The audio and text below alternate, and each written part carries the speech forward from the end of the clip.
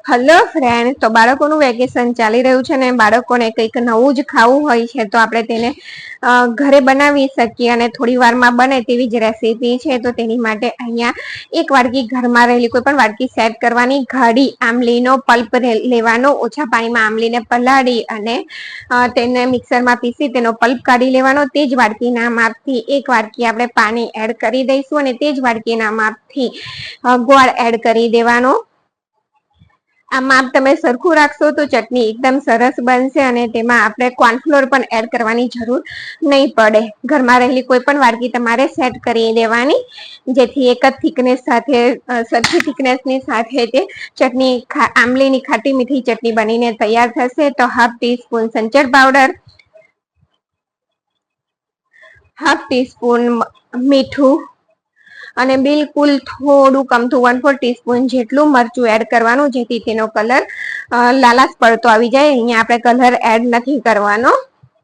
તો આંબલીની ખાટી મીઠી ચટણી તૈયાર થઈ રહી છે, તેને આપણે ઉકળવા દઈએ. તો જો અહીંયા તમે જોઈ શકો છો કે એકદમ સરસ રીતે ઉકળી ગઈ છે અને તેની થિકનેસ પણ તમે જોઈ શકો છો. જો અહીંયા આપણે કોર્નફ્લોર એડ કરવાની બિલકુલ જરૂર નહીં પડે. જો પાતળી હોય તો કોર્નફ્લોર એડ કરવો પડે. અહીંયા લસણની ચટણી બનાવવા માટે 6 કળી લસણ લઈ લીધું, હાફ ટીસ્પૂન જેટલું મીઠું અને એક ટીસ્પૂન જેટલું લાલ કાશ્મીરી મરચું અને 1/4 ટીસ્પૂન જેટલું સંચર પાવડર એડ કરી અને 1/4 કપ જેટલું પાણી એડ કરી અને લસણની ચટણી બનાવીને તૈયાર કરી દઈશું. તો લસણની ચટણી જો બનીને તૈયાર થઈ ગઈ છે, તમારે આને લાંબો સમય સુધી રાખવી હોય તો તમારે તેને થોડા 1 ટેબલ સ્પૂન તેલની અંદર સાતળી લેવાની, જેથી લસણનો કાચો ફ્લેવર જતો રહેશે તો તે લાંબા સમય સુધી સારી રહેશે. અહીંયા દાબેલી બનાવવા માટે મસાલો તૈયાર કરી લઈએ બટાકાનો.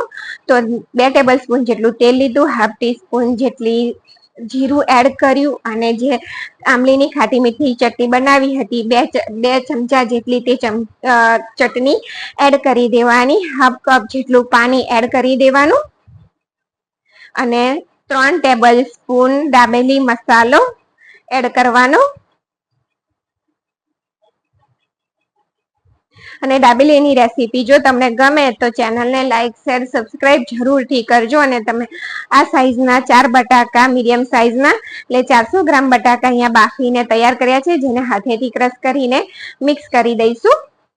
આ રીતે મિક્સ કરી દેવાનું અને પછી આપણે પાવભાજી મેસરથી પણ તમે તેને મિક્સ કરી શકશો, જેથી એકદમ આપણે તેને પેસ્ટ જેવું બનાવી દેવાનું છે. અને સ્વાદ પ્રમાણે મીઠું એડ કરી દઈએ. તો અહીંયા જો આ રીતનું ઝીણું પાવભાજી જે મેસર આવે તેનાથી મેશ કરી દીધું હતું અને એકદમ ઝીણા બટાકા આ રીતે બનાવીને તૈયાર કરી દીધા. અહીંયા મસાલો દાબેલી બનાવવા માટે બટાકાનો મસાલો તૈયાર થઈ ગયો છે, તેને આપણે એક પ્લેટમાં કાઢી લઈએ. તો થોડો જ મસાલો અહીંયા મેં કાઢ્યો છે, થોડો કડિયાની અંદર જ રવા દીધો છે. તો તેની ઉપર આપણે તેને સરખું કરી અને બહાર લરી પર જે રીતે શણગારેલું હોય છે તે રીતે અહીંયા આપણે ઝીણી સેવ, ધાણા, ડુંગળી અને મસાલા સેવની સાથે તેને ગાર્નિશ કરી દઈશું. અહીંયા દાડમ હોય તમારી પાસે તો દાડમ પણ તમે એડ કરી શકો છો. તો જો આ રીતે તો અહીંયા આપણે દાબેલી ખાવા માટેની લહેરી આપણી અહીંયા સજી ગઈ છે ઘરના માટે. તો બન લઈ અને આપણે 2 સાઈડથી આ રીતે કટ લગાવી દઈશું. ક્રોસમાં કટ લગાવવાનો અને 2 સાઈડ બંધ રાખીશું. તેમાં આપણે લસણની ચટણી એડ કરી દઈશું. તમારે તીખાશ જોવે ને તે રીતે લસણની ચટણી એડ કરવાની અને તેની અંદર બટાકાનો મસાલો એડ કરી દઈશું. જો તમે જોઈ શકો છો કે બટાકાનો જે મસાલો છે ને બહારના જેવો જ બોલવા ખાતર નથી બોલતી. એકવાર તમે આ રેસીપી ટ્રાય કરી જોજો તો તમે ક્યારે પણ બહારથી દાબેલી નહીં ખાવ, તેટલી ટેસ્ટી દાબેલી ઘરે જ બનીને તૈયાર થઈ જાય છે. અને અહીંયા મેં દાબેલીનો મસાલો છે એ રેડીમેડ જ લાવી છું, ઘરે નથી બનાવ્યો. તો બટાકાનો મસાલો સારી રીતે બનમાં દબાવીને ભરી દેવાનો. ત્યાર પછી ડુંગળી, મસાલા, સિંગ ની સાથે એકદમ સરસ રીતે આપણે તેને ગાર્નિશ કરી દઈશું, જે રીતે બહાર મળતી હોય તે જ રીતે. તો જો તમે જોઈ શકો છો કે આપણી દાબેલી બનીને તૈયાર થઈ ગઈ છે. તો હવે તેને શેકવા માટે આપણે રાખી દઈશું. થોડું આ રીતે પ્રેસ કરી દેજો એટલે બહાર તે પડી ના જાય. તો અહીંયા જો લોડી પર મેં પહેલા જ ડુંગળી વગરની દાબેલી શેકી હતી, એટલે તેલવાળી જ લોડી છે તેની અંદર આપણે ડુંગળી વાળી દાબેલી જે ડુંગળી વાળી દાબેલી છે તે શેકી લઈએ.